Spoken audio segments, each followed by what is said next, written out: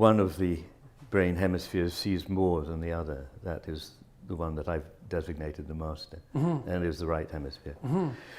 That's a weird inversion, because people often think of the left hemisphere as the one that's like dominant. They do. Traditionally, that's been the case. But as is becoming ever clearer, the right hemisphere, this has been a real steep learning curve for some people, but the right hemisphere is in many ways more reliable, sees more, understands more than the left hemisphere, which is like a sort of high-functioning bureaucrat in a way. And the idea of the story was simply that certain matters needed to be delegated, not only because, as it were, the master couldn't do everything. He needed an emissary to go abroad and do some of it, but also that he must not get involved with a certain point of view, otherwise he'd lose what it was that he did see.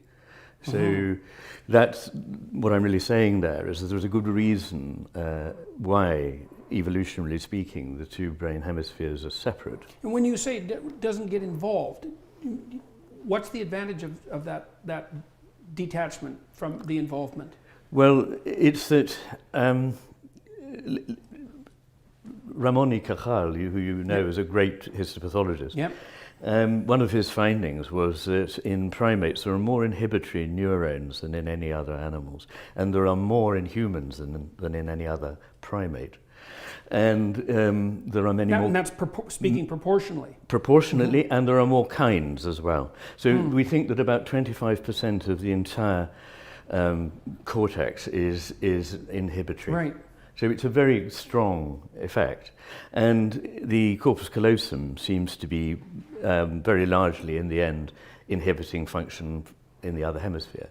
And that is, I think, because over time, the two hemispheres have had to specialize. There are reasons why actually it can't be, I'm not going to go into now, but I was talking about just a few days ago at the evolutionary psychiatry meeting.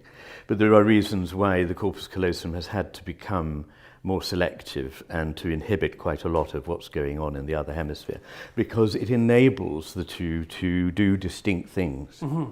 And of course they have to work together, but usually good teamwork doesn't mean everyone trying to do the same role. Right. So differentiation is very important for two elements to work together, and inhibition is one way of doing that. So effectively the two takes on the world, if you like, that the hemispheres have are not easily compatible. Right. And we're not aware of that because at a level below consciousness there's a meta-control center that is bringing them together. So in ordinary experience we don't feel we're in two different worlds, but effectively we are. And they have different qualities and different goals, different values, different takes on what is important in the world and what meaning or whatever it might have.